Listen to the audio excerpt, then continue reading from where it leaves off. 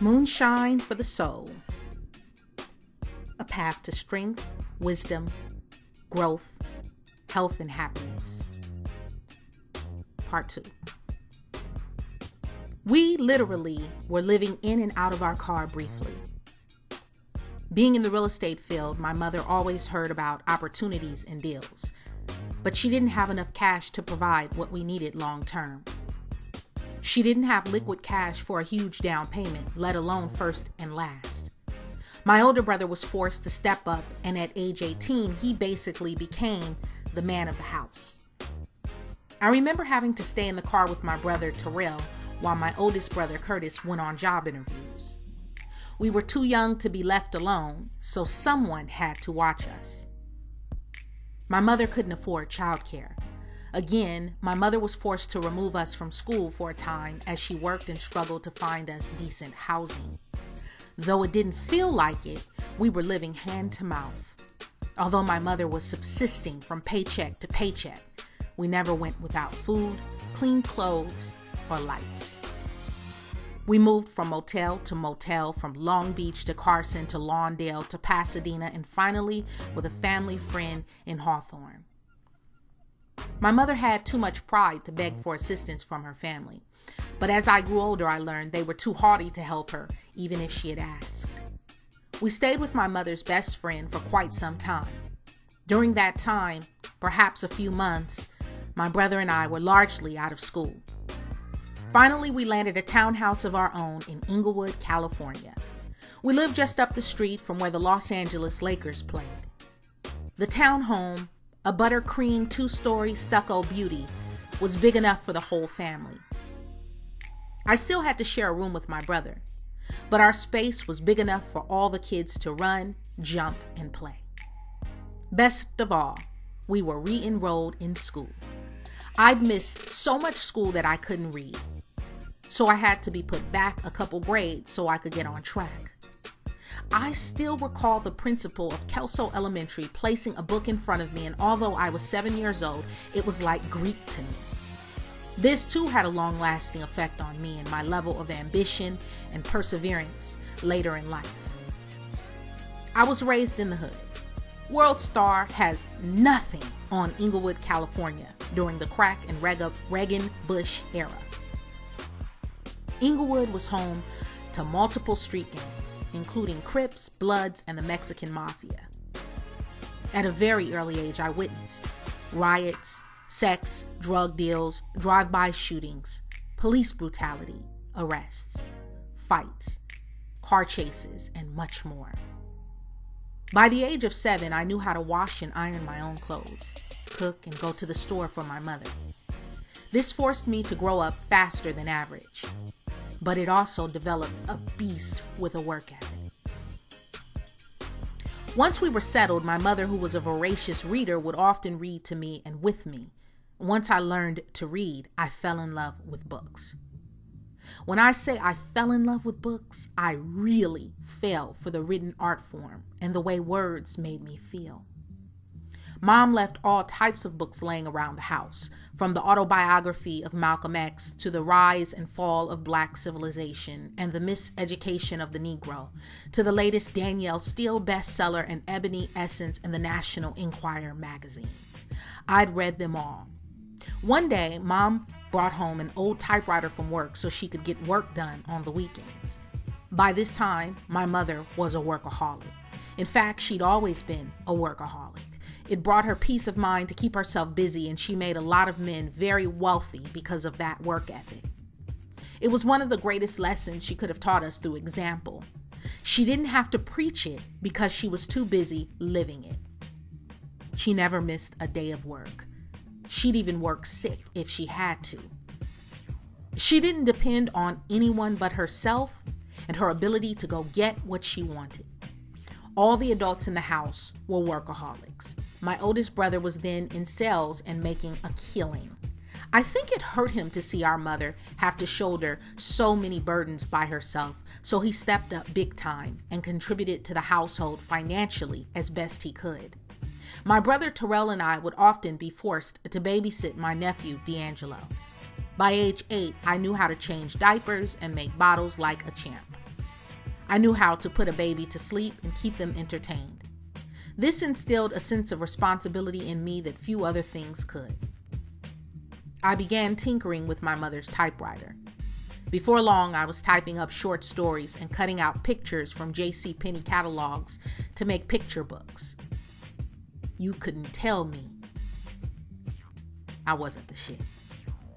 You couldn't tell me shit. While other 8-year-olds were outside playing freeze tag and ding dong ditch, I was in the house typing short stories and reading the Bible. I was always a deep thinker, and the adults said I was wise beyond my years. I was always in search of truth. I've been a bona fide writer and publisher since I was 8 years old. Nothing in this world brings me the joy that writing does. And I learned this lesson when I was 8 years old. I found my calling, purpose, and destiny, but didn't know it because no one else in my immediate family or environment saw any potential in me or in the art of writing. I didn't have anyone to foster my talent. I'd get lost in reading books and writing my own stories, raps, and poems. I'd read them out loud to the family, and they'd fall out laughing at my wild imagination for such a young age. I didn't see anyone attending college. In fact, for many years, I personally didn't know a single soul to attend or graduate from a university. Instead, I saw droves and droves of people going to prison and having babies out of wedlock. There was an abundance of teenage pregnancy. Growing up in poverty keeps you immersed in more dysfunction than harmony and wholeness. It's hard to think about higher things when you're just trying to survive, pay the bills, and keep food on the table. And having sex is free, although the repercussions and results are not. Growing up, most of my adult role models were ordinary working class Americans who'd graduated from high school, nabbed a decent job, and worked until they kicked the bucket or couldn't work anymore. They were all hardworking and prideful. Yet, no one talked about traveling, seeing the world, or starting their own businesses. These were unknown concepts. My adult role models didn't place value on savings, ownership, or production. They were all too familiar with consumption and the notion of materialism. Flashy cars, jewelry, expensive tennis shoes, and stay and fly, even if that meant spending a lifetime in bondage to debt and apartment dwelling. A few of my adult role models, aunts and uncles, were married, but many were not.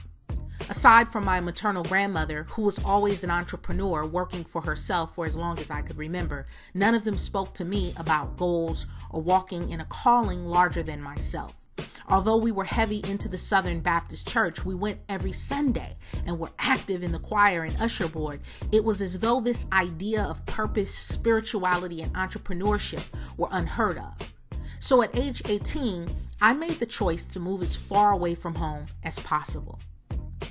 I'd been accepted into Spelman College, a historically Black liberal arts college for women.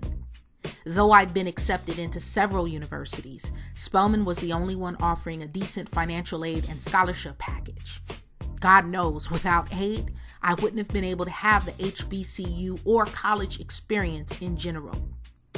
My writing skills afforded me a handsome scholarship along with financial blessings from the good folks my mother had helped to become wealthy. Once again, proving how far hard work will not only take you, but your children as well.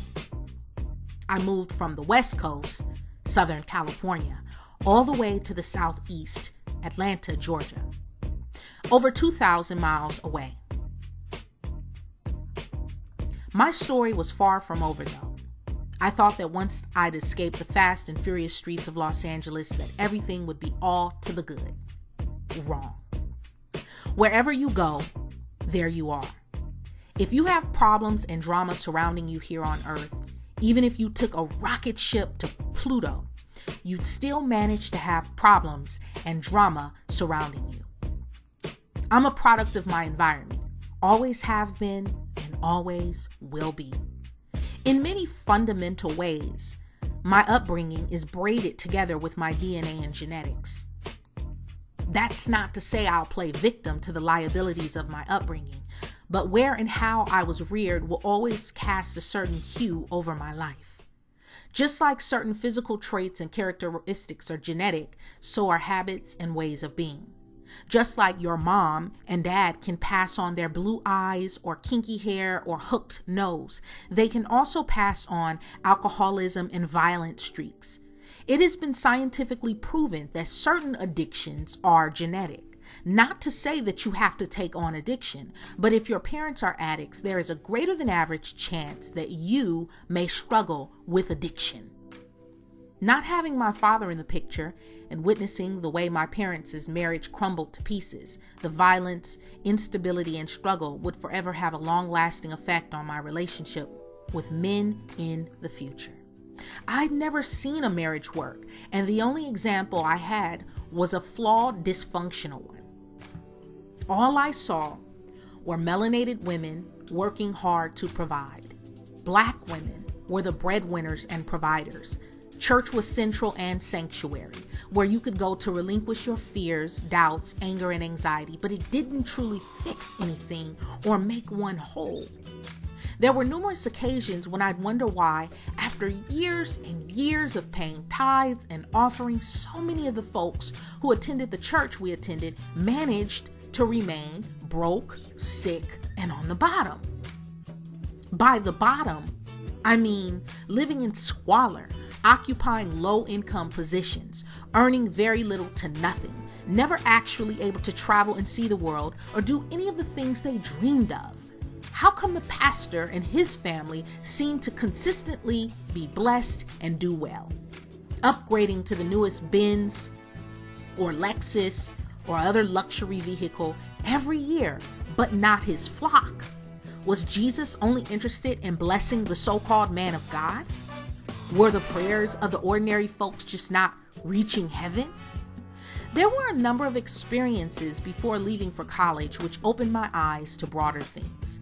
I'd lost an ex-boyfriend to gang violence. It was my first real black-on-black violence experience, and it hit close to home.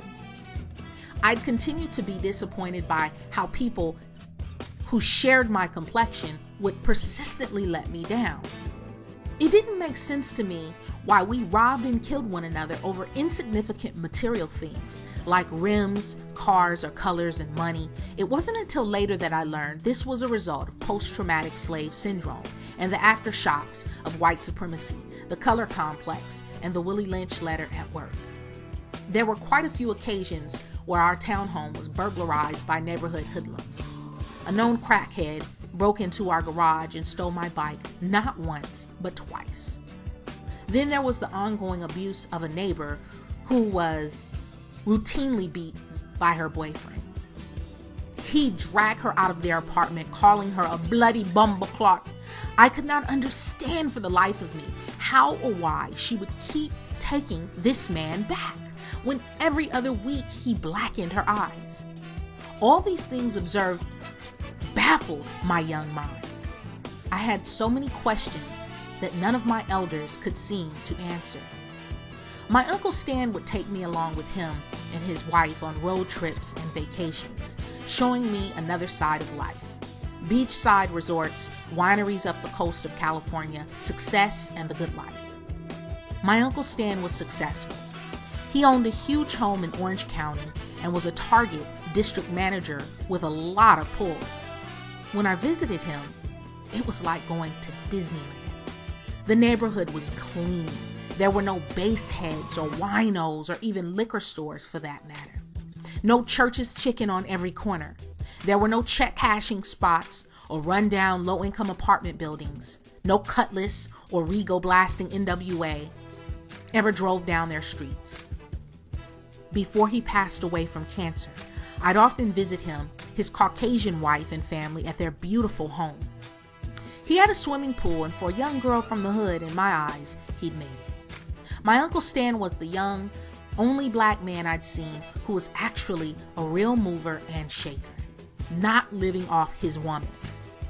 He did a lot to heal my image of what a father, protector, and provider should be. After my brothers had flown from the nest, my mother and I moved around more, back to Carson and then to West Los Angeles, just off Pico and La Cienega Boulevard.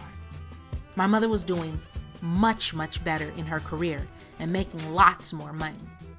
She'd been promoted to vice president of a Beverly Hills mortgage company, and she was balling. I clearly recall her saying she worked for a Jew who was so tight you couldn't squeeze a nickel out his ass. For her hard work and determination, she went out and bought herself a brand new Infiniti off the car lot. Fur coats, diamonds, and platinum.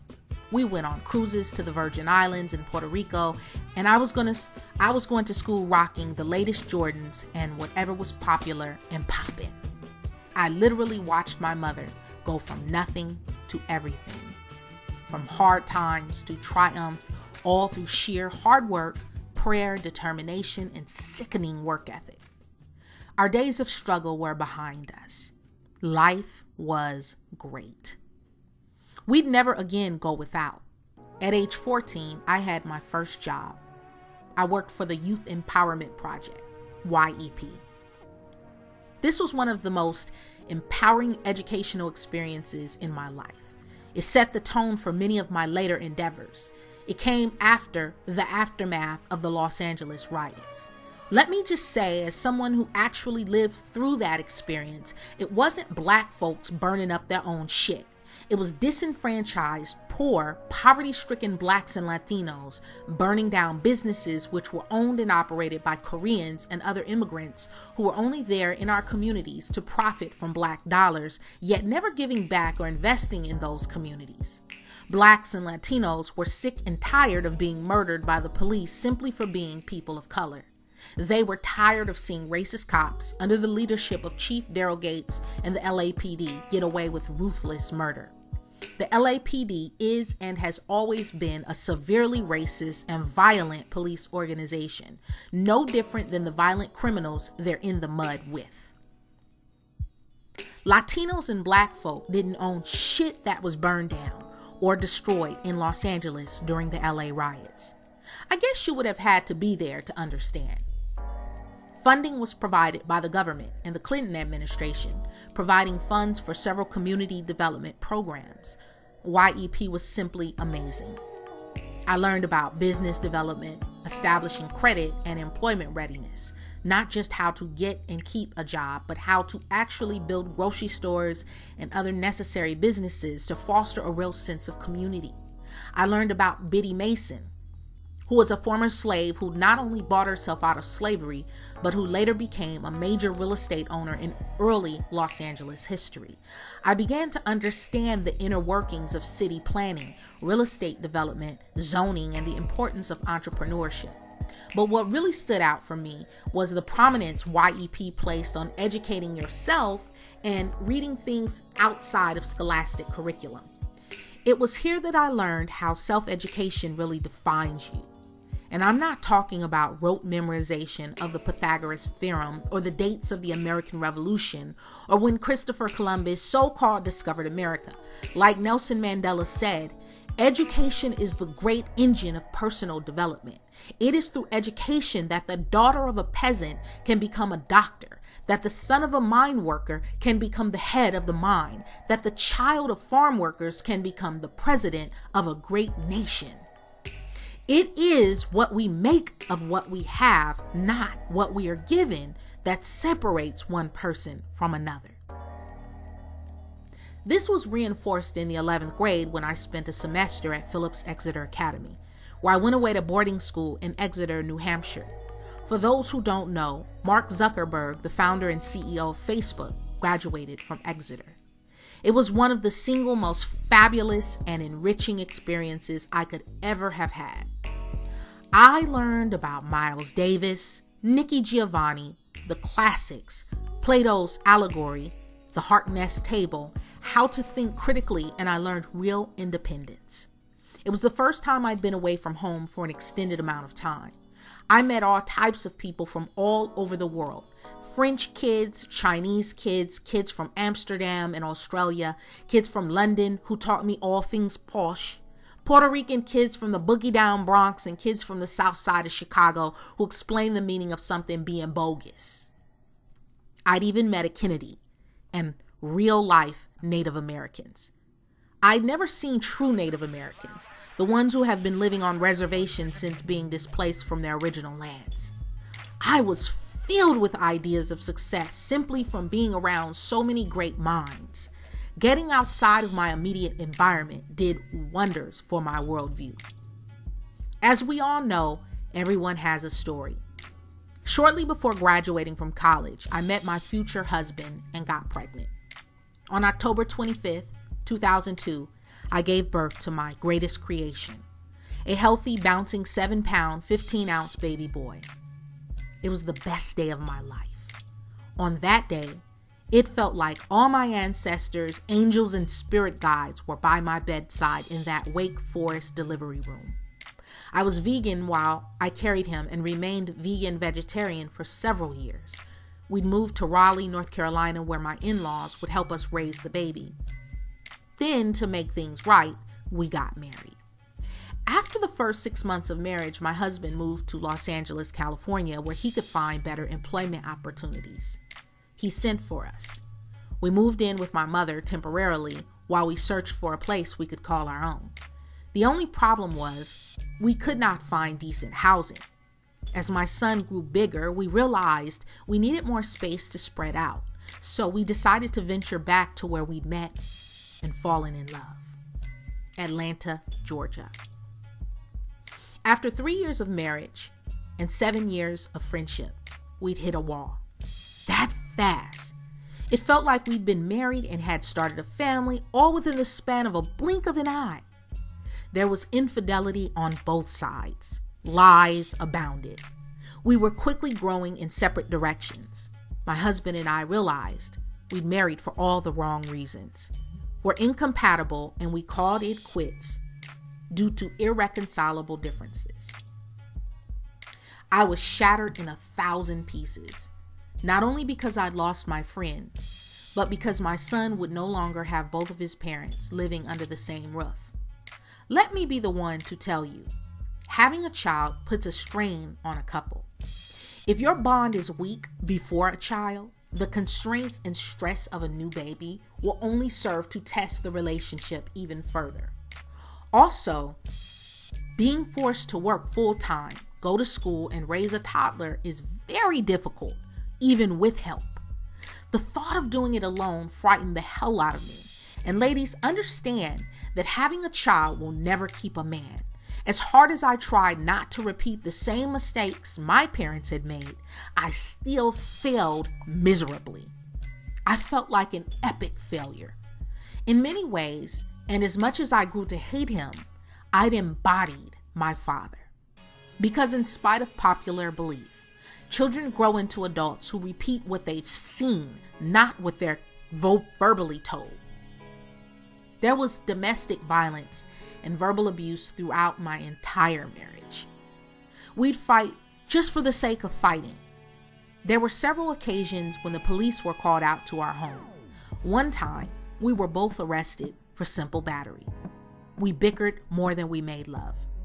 I was violent and my tongue was lethal. I was at a very low frequency back then. I can be honest and adult enough to admit that making a marriage work for the first time was a daunting task for me. I simply did not know how to be a wife because I didn't know how to bow down and be subservient to a man. All my life I had to be strong. I'd seen my mother be mother, father, provider, and breadwinner all rolled into one. But I'd never seen her be a wife for very long. I was a natural as a mother. Being a wife and homemaker was a foreign concept for me. In my mind, I believed a man should be the head provider and breadwinner. Isn't that the picture society paints? But when my idea didn't match my reality, I grew quickly disillusioned and disenchanted with the entire marriage institution. Cognitive dissonance set in. I was sad for a few weeks, but then I shook it off. I realized that tears don't pay bills, and the best way to get over someone is to meet someone else. I learned a valuable lesson. Always depend only on myself. No relationship or marriage is ever guaranteed to work out. The reality was that I was alone and I had to figure things out, not only for myself, but for my young child. That forced my subconscious mind to kick into overdrive, trying to figure out how to survive and thrive. That's the thing about your higher self. Even in the worst situations, it will activate on autopilot, even when you're lost, out of control, or don't know what to do. Just before my issues surfaced, my mother was in and out of Cedars-Sinai. She'd been diagnosed with a malignant form of non-Hodgkin's lymphoma, diabetes, and hypertension. She'd suffered from a debilitating stroke which rendered her unable to work, only we didn't know it was a stroke initially. After my brother and I realized she was speaking with a permanent slur, we persuaded her to go to the emergency room. That's when they found a brain tumor. It was the first time I'd ever seen my mother become so weak and frail. I dropped everything to be by my mother's side for one of the most difficult battles of her life. And because she was the rock and foundation of our family, her battle became our battle. Didn't I tell you I was a fighter? I put my college degree on hold. I put my relationship on hold, and for 9 months to a year, I provided around-the-clock convalescent care for my mother. I took her to chemotherapy and held her hand as that ectoplasm green substance, the color of antifreeze, went into her veins. The doctors used to give her popsicles because toxins from the chemicals caused burns in her skin and sores in the mouth. I was there by her side as every follicle of hair fell from her body. She'd always worn her hair short, but chemotherapy has a way of making people lose all their hair, even down to the eyebrows and eyelashes. Overnight, my pillar of strength seemed to whittle away to a frail and sickly shadow of herself. For as long as I could remember, she was the portrait of power and the backbone of our family. As her body broke down, so did our family. After all the surgeries, radiation, and chemotherapy, not to mention several occurrences where she fell into diabetic scares, her blood sugar dropped too low, causing her to lose consciousness, I began fervently studying both holistic and allopathic medicine.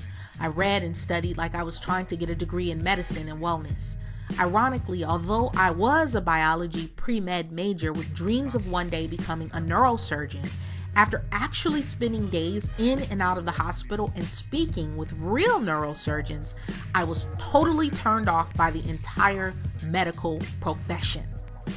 It was cold, sterile, and filled with sickness and death. And let me just say, if one of your loved ones is ever diagnosed with cancer or any other terminal chronic disease, be sure to ask lots of questions. You'll have to be an advocate for your loved one. Otherwise, they may not get the best care or attention possible. Don't just take the doctor's word for it. Get second, third, and fourth opinions. Study for yourself. Educate yourself about alternative medical procedures. Research the prescription meds they write for your loved ones. Know the side effects. Know your rights and options. Most importantly, keep the faith and believe that miracles do happen and healing is possible. My mother would never work again. Although my mother put on a strong front, there were many days when I saw defeat in her eyes. She was growing tired of fighting. It was during this time that I took my prayer life to all new levels. I'd wake up praying and go to bed praying. I'd blast gospel music in my car just to stay inspired and focused on seeing my mother healed and made whole. I placed all my doubts, fear, and worry on the altar at church each and every Sunday. I cried until my tear ducts ran dry. I don't think I've ever prayed so much in this life or any of my past lives. I prayed for old and new. I grew close to the God in me. When I found that I couldn't get any reprieve from my outer world, I went within. I learned a valuable lesson, though. I learned that you never know just how strong the human will is until it is put to the ultimate test. I learned that God, the most high supreme being, Allah, Jehovah, Jah, Yahweh, Yeshua, or whatever you choose to call him, her, or it, will never put more on you than you can bear. I learned that prayer moves mountains. And for those mountains, it doesn't move. Prayer will at least give you a sense of perfect peace and mounting calm. I learned that when you're sick or down and out or going through hardship is when you really find out who your true friends are. I learned that those who you think have your back will slowly reveal themselves to be deceptive when the going really gets tough. Just be patient. Time will tell it all. I learned that everyone has an Achilles heel or chink in their armor, even our heroes. This too shall pass. Reinvention happens continually. There's no such thing as standing still. You're either growing, evolving, getting better, stronger, wiser, more adept at your talents, or you're backsliding, gaining weight, losing your edge, becoming weaker, degenerating, not learning, and staying stagnant. The thing about staying stagnant is it feels like you're living life, growing older and moving forward, when in actuality you're moving backwards. To be stagnant is to inadvertently go backward. Because like in nature, if you don't plant, sow, and prune, weeds will grow by default. And soon, everything is overgrown. Life is all about cycles of transition and reinvention. Transition is always traumatic. It's almost always painful. It usually hurts. The funny thing is we don't always get to choose the conditions of how we're reinvented. Either you make a conscious effort to reinvent yourself on a consistent basis, or life will do it for you. When life does it, it's always violent, or at least it appears that way. After my divorce was final, it seemed like my life spiraled slowly out of control. But now I realized everything was merely falling into place. I'd suddenly become a single mother. Ironically, this was a good and bad thing. It was good because it forced me to get serious about the shit that was important to me personally, not me in a unit. I felt like I'd dropped dead weight. For so long, I'd found my identity through the lens of my romantic relationship that for the first time in my young adult life, I could find my true self. I painted the walls in my house bold, brazen colors because it matched how I felt on the inside. I joined Match.com and dated like a man. The negative thing was I was limited financially to what me and my son could have access to. 2 incomes is always better than 1, no matter what anyone says. With limited income, your options are limited. You have to do things like put your child in subpar daycare. You're forced to be limited in your choices from the food you eat, to the stores you frequent, and even your ability to move around for better opportunities. This is the tragedy of being a single mother: strict limitations and fewer options. With the custody agreement, my son would spend the summers with his dad, and during those times, I was free to be footloose and single again. After being in a relationship with the same person for a long time, we often forget how fine we are, or we're not appreciated as much as we were in the beginning of the relationship. Sometimes we allow ourselves to degenerate physically as an outgrowth of lowered self-worth and self-esteem. When you get around new blood, you're reminded of all those things that make you beautiful and unique. I practically went on a date every single night. I got back active on the spoken word open mic poetry circuit. I was being wined and dined in fancy restaurants, and I made new friends. Although I'd gone from living in a 2-income household to 1 income, I didn't want for anything. Initially, it was traumatic as hell, trying to make $1 out of 15 cents, but that storm did not last. In fact, I recruited 2 roommates for 2 of the 3 spare bedrooms in my house and nearly tripled my income. A tragic situation became a hidden blessing, and I learned the secret of residual income and the power of multiple streams of income. I was making money hand over fist. Sometimes you have to lose it all before you gain it all back again, only bigger and better.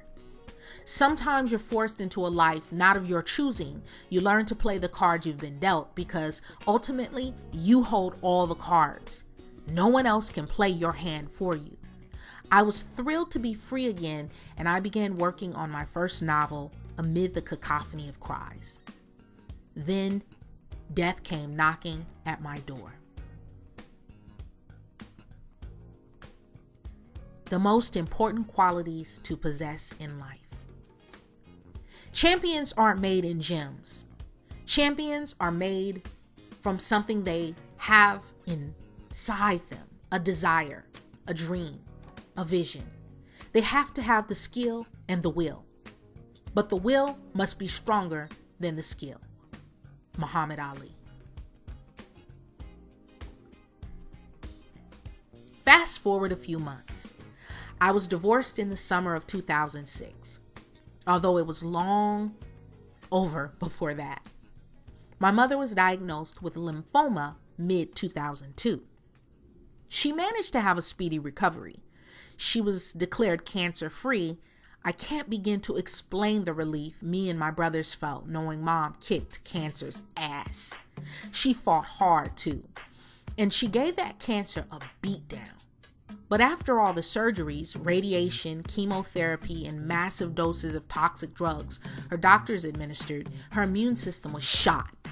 She was slowly putting weight back on, and she had to relearn to walk after the stroke, which was caused by the tumor pressing against her brain. She would forever be forced to either use a cane or a walker. The whole ordeal aged my mother 15 years. Everyone thought she was my grandmother. She also lost a great deal of control of one side of her body. Some days her right arm would work, some days it wouldn't. Or, out of nowhere, she'd swing it uncontrollably and smack whoever was sitting next to her. We all eventually began to make jokes about her runaway motor skills. My brother nicknamed her John McCain and Plastic Arm. She'd say, "Fuck you, okay? Fuck you." She always had an extreme potty mouth. We'd all bust up laughing. Hey, we had to find creative ways to bring lightheartedness to a debilitating situation.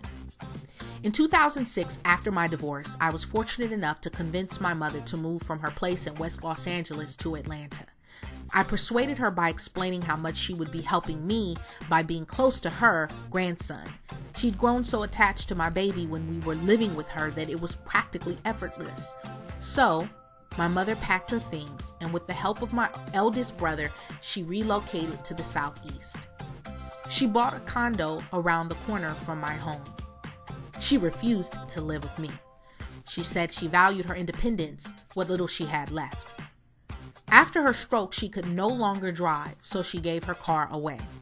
When she moved to my city, I had to do all her grocery shopping and run all her errands, take her here, there, and everywhere. She had plenty of money to pay her bills and take care of herself. She just wasn't mobile. In many ways, and in terms of additional responsibility, it was like I had two children, because I would have to leave work and basically start my second job as a single mother to my then toddler, as well as make sure my mother was taken care of and had her groceries and basic necessities. In return, my mother kept my son during the day. Free childcare? I wasn't complaining. I had it all as far as I was concerned. My mother was my best friend. Having her close to me to help me with my son was priceless. It made the transition during my divorce much easier, though it was still very difficult. I was working 9 hours a day for the man, and then I'd have to make sure my mother had dinner and get home to cook for my son. What little time I had left went to working on my novel. I was operating on 4 to 5 hours of sleep. I had very little time for cultivating a meaningful relationship. There were days I'd go to my mother's condo, plop down on her sofa, cry, laugh, and leave all my woes there. She was the best therapist money could buy. She'd smile and nod with no judgment or indignation. Of course, if I ever asked for her advice, she wouldn't hesitate to give it to me straight, no chaser. Sometimes her advice or parental correction hit below the belt, but it was what I needed to hear. Truth always hurts, no matter who serves it. On the morning of April 1st, 2007, I went to pick my son up from my mother's. She kept him the night before. I normally had a key to her condo. but I was driving a friend's car on that particular day, and thus I didn't have my key. I rang her doorbell, and I heard her yell out that she was coming to the door. After a few minutes, I heard a loud thud come from the inside of the condo. Then I heard my son, who was no more than 4 years old, fumbling around with the door in an attempt to get it unlocked and open. When he unlocked the door, I yelled out to my mother if she was okay. No response. That was weird, I thought. I hugged my son and asked him to get his overnight bag and toys as I darted up the stairs where my mother's bedroom was. I heard the sound of the TV. I'd just spoken to her moments before arriving. Perhaps she was in the bathroom. When I got to the top of the stairs, my heart sank to my feet. My mother was lying on the floor on her back. I knelt down to shake her, asking her if she was all right. No response. My mind went into fight or flight mode, and I began to violently shake her, and then a last gush of air escaped from her mouth. Instinctively, I knew that this would be the worst morning of my life. It wasn't dramatic like in the movies, but there was a sinking feeling in the pit of my stomach. Her eyes were closed as though she was asleep, but her body was limp. I immediately ran to the phone and dialed 911. Soon the ambulance arrived. I knew it would be too late. As I waited for what seemed like an eternity for them to get there, I held on tight to my son. I was in utter shock, praying and hoping they'd be able to revive her. Once they arrived, they forced me to go downstairs and take my son outside so he wouldn't see his grandmother lying on the floor as they attempted to resuscitate her. After 15 minutes of them administering CPR and pumping her chest with electricity, they lifted her onto a stretcher and carried my mother's body out of her condo and into the ambulance truck. I knew then that she was gone, but a small part of me held out hope for some type of miracle. I immediately called my son's father and asked him to come get the baby. I told him that I believed my mother had passed away. He would be on his way. I followed behind the ambulance in the car on the way to the hospital. With tears clouding my vision, I drove and prayed. I was numb. I honestly don't remember driving. My mind was somewhere distant. After arriving at the emergency room and waiting for about an hour, a doctor came out and delivered the news. They tried everything. She'd suffered a massive heart attack. She was gone. And to think, we'd hung out the day before. We had our hair and nails done and had lunch at This Is It. We laughed over barbecue and mac and cheese. She was in the best of spirits, no chest pains or anything. I asked to see her one last time before leaving the hospital. They'd already draped a sheet over her body, and there was still a piece of plastic lodged in her throat where they tried to pump oxygen into her lungs and bring life back into those bones. All to no avail. My mother was dead. I kissed her on the forehead and said goodbye to my best friend and favorite soul in this world. I was broken. I had to make all the painful phone calls to my brothers, aunts, uncle, cousins, and friends. Everyone was devastated.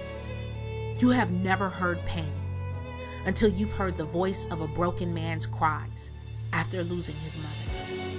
It will bring you to your knees. From the moment my mother passed away, it felt as though I'd been abandoned. My security rug had been pulled from beneath my feet, and I had no time to mentally prepare for it. Overnight, I was forced to get on my grown woman. Although I am the youngest, I had to be strong for my older brothers. They too depended on our mother for strength, sound advice, and guidance. She was everyone's lighthouse. I was angry with my mother and with God. I felt as though she'd given up. If only she would have stopped smoking cigarettes and drinking so much dark liquor, I reasoned. If only she would have gotten her act together and worked out more. Maybe her life could have been prolonged, I told myself. Why couldn't she just take the damn high blood pressure meds they gave her? If only she'd lose some weight. If only I'd arrived earlier and had my key. If only, if only, if only. Every night, I cried in the shower and in the car when I drove. I was beyond heartbroken and angry with God. Why my mother? Why not take some of the world's pedophiles and serial killers, I asked. Of course, I received no response. Answers would not come for many years, but they did eventually come.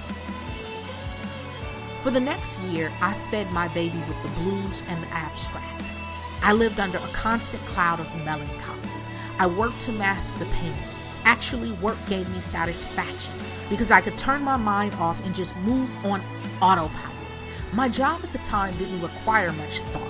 I was an office manager, and it required very little effort, just enough to stifle the sorrow temporarily. I drowned my heartache in bottles of hard liquor. When I drank, it numbed the pain. I self-medicated with Pinot Grigio and Jack Daniels. I was incapable of being faithful to anyone because I was desperately trying to fill the void my mother had left with relationship after relationship, food, cigars, alcohol, and sex. My life was in free fall. I attracted the lowest quality of people into my life because I was in a low point. Low doesn't even begin to describe my life. Abysmal would be more like it. I experimented with marijuana a bit, not enough to get hooked. Weed made me too cerebral, when I desperately just wanted to be out of my skull at all times. I was afraid of trying anything too hard, for fear I'd jeopardize my ability to work. Money and security have always been paramount for me. My writing went into overdrive. For once in my life, here was something I could pour all of my passion, fear, anger, and frustration into without it being self-destructive. I remembered my mother always telling me to go on ahead and finish that book. So that's exactly what I did. After all, it was what she would have wanted, I kept reminding myself. Besides that, I could not find satisfaction in anything else, not in my relationships, drugs, food, or alcohol, no matter how hard I tried. And believe me, I tried to stuff everything in that void. After about 2 years of utter pain, depression, and self-destructive habits, I stumbled across some books that helped me to see the light at the end of the tunnel. I met a series of people who figuratively grabbed me from the muck and mire of my despair. When you find yourself in the gutter of life, there will always be someone there to help lift you up. You just have to be able to see them for who they are. I found yoga. I cleaned up my act. After gaining over 40 pounds, I'd picked up an expensive and disgusting predilection for fine cigars, which, thank goodness, I was able to nip in the bud. After my mother died, I just didn't fall off the wagon. I was dragged by it too. I was eating everything, shellfish, meat, dairy, it didn't matter. Though I never touched beef or swine, no matter how far I fell. What's worse, things began to get increasingly difficult for me financially. I was down to one roommate and another roommate, who I later learned was a convicted felon on the lam from the police, unbeknownst to me. I'd been harboring a criminal and didn't even know. She was an excellent con artist. I had another roommate pay me with counterfeit cash and one who was living life on the down low. He told me his ex-wife and the mother of his child had kicked him out, but while I was at work, he was secretly allowing his gay lover to shower and stay at the house. I only found out when I caught them showering together when I came home early one day. My life was turning into a real-life urban fiction novel. After I kicked everyone out of my house, I began to slowly get my mind right. The extra money wasn't worth it if it brought scumbag roommates, liars, thieves, swindlers, and shiftless vagabonds where I slept at night. This was my home, not a brothel, I reasoned. It was at that time that I learned the crushing truth that the only way to advance in this world is to do it through your own abilities. There comes a time when you'll no longer be able to depend on mommy, daddy, your hubby, or anyone. When you face that day, everything changes. For me, I chose myself because I needed the peace of mind. I needed peace in my home. Home should be your sanctuary. If you can't find solace and tranquility at home, where can you find it? I didn't realize it back then, but I was being refined in ways school organized religion, or anything else could have refined me. You have to possess integrity, otherwise shit comes back to bite you. For instance, you can have an affair behind your lover's back and believe that you're benefiting as long as you're not caught. But what happens if you catch something you can't wash away? Or what happens if someone pops up pregnant? Or worse, what happens if you get caught and ultimately lose them both? You have to be honest with yourself in every situation you find yourself in. If you're not happy with someone, try to talk to them about it. If things still don't improve, either end the relationship or move on. But don't lie about your unhappiness and then cheat on them, because I can assure you it will come back to kick your ass. It may not come back tomorrow or next year even, but when it does come back, it will feel 10 times worse than the pain you caused your significant other, because you were knowingly acting without integrity. The same goes for your career or line of work. You may think you can drag your ass into work late, leave early, give the bare minimal effort while watching the clock until it's time to go home, but you're only shortchanging yourself. You're actually shooting yourself in the foot. Here's how. You're wasting your time and energy staying in a job you hate. This is time you will never get back and energy you can never replenish. Also, you're laying the groundwork for having the reputation of a slacker. You're reinforcing a slacker mentality and habitual way of being, and nothing comes to slackers but hard times. People are constantly watching you. The only way to get ahead in the corporate world is for people to like you, trust you, and to believe you're a hard worker. If you need lessons on how to step your game up and work on your hustle, please read my book with Imani Allen entitled The Art of Grind, a straight to the hustle manual. You have to surround yourself with the highest quality people you can find. And to do that, you must first be high quality yourself. I define high quality people as those who act and live with integrity.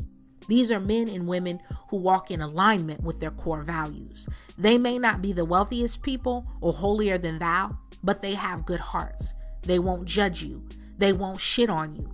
They won't throw you under the bus to save face, especially when they're in the wrong. And most importantly, you will be able to learn from them. I learned the hard way that you will always attract the reflection of where you are for the time being. This can always be altered, but it has to begin with self.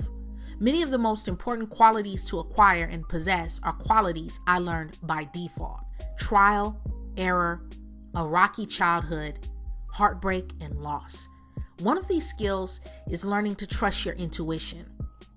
I always seek counsel with my intuition. If something doesn't sit well with me, or if someone seems fake, sideways, or shady, I'm not sticking around to see if my intuition is wrong. I just won't deal with those people. Point blank. You have to learn to speak up for yourself, and often. You have to learn how to do it with poise and be clear without having a whole lot of attitude and anger attached to it.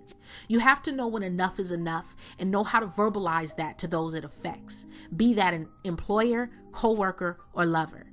If you don't verbalize it to people what your pain threshold is, they'll walk all over you. They can't read your mind. When I was really going through my depression, I had a racist redneck supervisor at the same time. The combination of living through a traumatic situation, like having to bury your mother, coupled with being a single mother and working under the tyranny of a racist redneck, was enough to drive me suicidal. Not to mention, I was already learning and leaning in that direction after my mother passed. My point is, you'll have to know when to check people because they won't check themselves. Oftentimes, if you give people an inch, they'll take a mile. If you don't tell people when they're causing you pain, not only will they continue to drag you, but you're sending yourself a subtle message that it's okay for others to mishandle you, that your feelings aren't worthy of consideration. I also learned to fall with grace. We all fall off in some area of our lives at one point or another. For some, it may be failing after repeatedly trying to kick a persistent destructive habit, overeating, or an addiction. For me, I fell off completely. One day I had it all, or what I believed was all. I had family, stability, security, and a picture-perfect marriage. Before I knew it, I had none of that. In place of security, I had insecurity, instability, and my family was non-existent. When I needed them most, even my so-called friends were nowhere to be found. Everything came crashing down at the same time. Though I temporarily resorted to alcohol and other destructive habits to fill the void and diminish the pain, from the outside looking in, I had my shit together. I still applied my makeup and arrived at work on time each day. No one at the workplace ever knew what was going on. There could have been all-out warfare taking place in my personal life, but I never allowed that to spill into my professional life. Never, ever allow your personal drama to affect your ability to earn a living for yourself.